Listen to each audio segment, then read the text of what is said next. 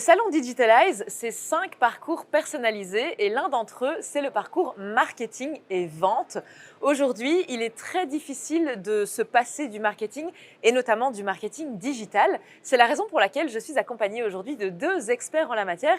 Il s'agit de Julie et Jérémy qui nous viennent de Sephora, qui sont formateurs chez Sephora. Bonjour à vous deux. Bonjour. Merci d'être là, de nous accompagner. Merci de nous recevoir. Mais avec plaisir. On va parler donc de marketing et de marketing digital. Donc vous êtes formateur au sein de Sephora, entre autres.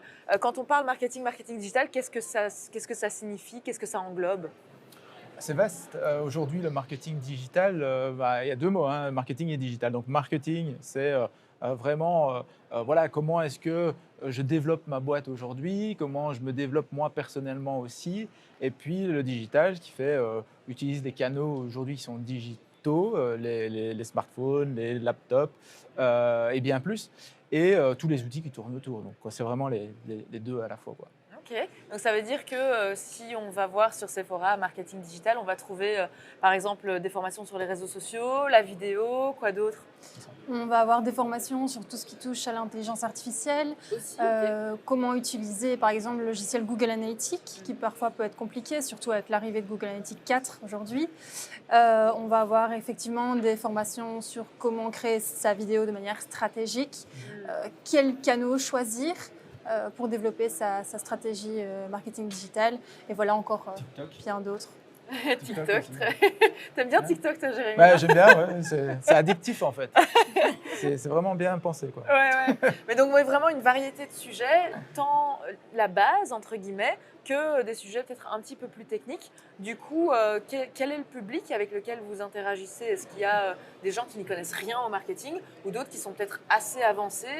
Comment ça se passe? Effectivement, le public est assez large, donc on a des personnes qui sont salariées, qui s'y connaissent déjà un petit peu marketing.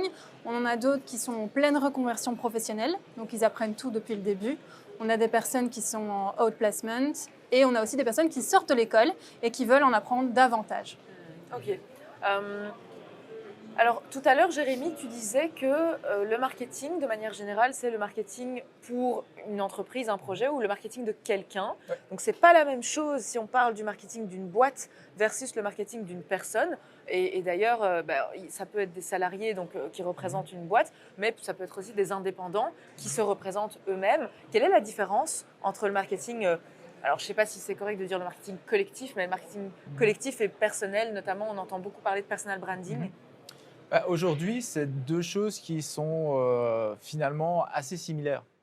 Le marketing personnel ou le marketing d'une boîte vont faire appel aux mêmes fondamentaux que le marketing d'une personne.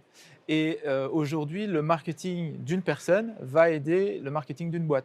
Par exemple, si on prend LinkedIn, les pages LinkedIn fonctionnent beaucoup moins bien que les gens. En fait, les gens sur LinkedIn s'intéressent à ce que les autres disent et moins à ce que les marques disent. Et donc, en fait, ça va être l'employé de manière individuelle qui va rayonner pour sa boîte au final. Tout à fait. Donc, la distinction entre les deux est de plus en plus floue et ils font appel tous les deux finalement aux mêmes fondamentaux du marketing. Voilà. Ok, super. Un petit mot par rapport à TikTok, parce que tu es fan, donc, ou une danse, peut-être qu'un mot. Alors, on peut faire une choré, on peut faire une petite choré, je ne sais pas s'il y a la place. Vas-y, fais-toi plaisir. Ok. Il faut connaître les chorés de TikTok pour ça, tu les connais? Alors, c'est toi l'expert TikTok. Donc, Julie donne une formation TikTok. Et donc, en fait, je parle de TikTok parce que pour l'instant, c'est effectivement le réseau qui est en pleine croissance. Ouais. Et donc, à chaque fois, on me pose pas mal de questions par rapport à ça. Comment est-ce que je l'aborde? Comment est-ce que je crée du contenu pour cette plateforme-là? Et donc, nous, c'est des questions auxquelles on aime bien répondre puisque on le fait pour nos clients et on le donne dans des formations Sephora. Ok. Alors, en parlant de clients, justement, si vous donnez autant de formations, c'est que derrière, il y a une demande. Derrière une demande, il y a un besoin. Quels sont les besoins, justement, en termes numériques ou en termes de digitalisation des entreprises ou des gens que vous formez? Oui, c'est ça. Donc, il y a les besoins des entreprises déjà. Donc, les entreprises aujourd'hui, elles cherchent à gagner constamment en efficacité, en productivité, en vente, en notoriété, je veux retenir mes clients parce qu'ils partent à la concurrence. Comment est-ce que je fais? Je vois qu'il y a des opportunités en termes d'outils. Est-ce que je dois les les utiliser ou pas? Est-ce que ça va durer? Est-ce que TikTok il va encore être là demain ou Tellement pas? de questionnements. Voilà, il y a plein de questions pour les boîtes aujourd'hui. Donc ça, c'est une chose. Et puis après, plein de questions de la part de ceux qui effectivement sont dans ces boîtes ou qui sont en dehors, parce qu'en en fait, on a effectivement des besoins de personal branding et donc on a envie d'avancer dans sa carrière par rapport à, à une fonction en particulier, ou on a envie de lancer un projet sur le côté.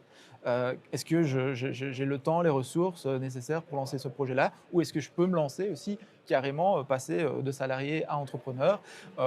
Et pour ça, j'ai besoin d'abord peut-être de me former, faire en sorte que mon projet fonctionne un petit peu avant de faire la transition, quoi. Donc en fait, il y a vraiment des besoins côté entreprise et aussi côté des individus de manière générale, quoi. Tout à l'heure, tu parlais de besoins, certains besoins qui sont conscients.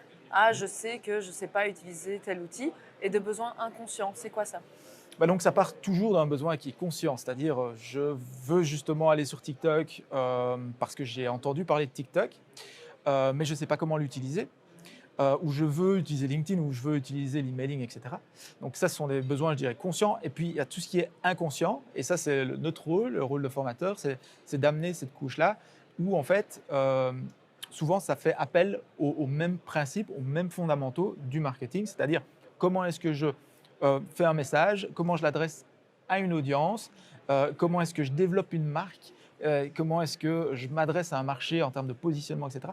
Tout ça sont des fondamentaux qui reviennent finalement dans tous ces outils, toutes ces nouveautés, de manière plus technique.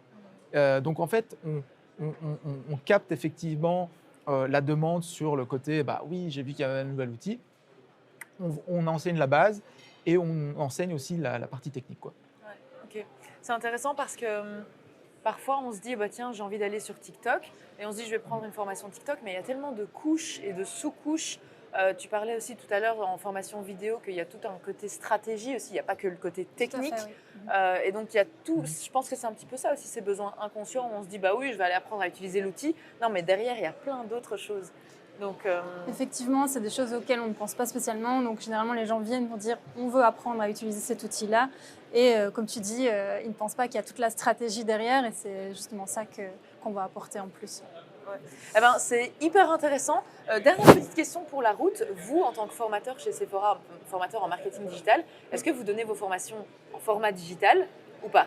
Oui, la plupart des formations se donnent en ligne. On a certaines formations qui se donnent en présentiel. Ça dépend un petit peu des besoins de chacun, si on fait des workshops ou non, etc. Mais la plupart, c'est en ligne, effectivement. Okay. Oui, c'est ça. Et il y a une plateforme, donc Sephora, où on peut voir si c'est en ligne ou en présentiel. En présentiel, ce sera souvent avec des post-it, avec des pauses, avec un côté beaucoup plus on va dire, proche, du coup, plus sympa, plus convivial peut-être, parfois que ce que le en ligne ne peut pas toujours fournir. Donc voilà, il y a de tout, quoi. Eh bien, merci beaucoup, Jérémy et Julie, pour tous ces enseignements et tous ces outils déjà. Donc, je le répète, c'est tellement fondamental d'être formé au marketing digital, et aussi de se former de manière constante parce que ça évolue tellement rapidement et de manière tellement constante. Donc, merci beaucoup de nous avoir déjà éclairé un petit peu à ce sujet. Venez nous rejoindre, vous aussi, au Salon Digitalize. C'est ici à Namur Expo pour rencontrer des exposants, des intervenants, des experts et pour avancer dans votre processus de transformation numérique. À très bientôt!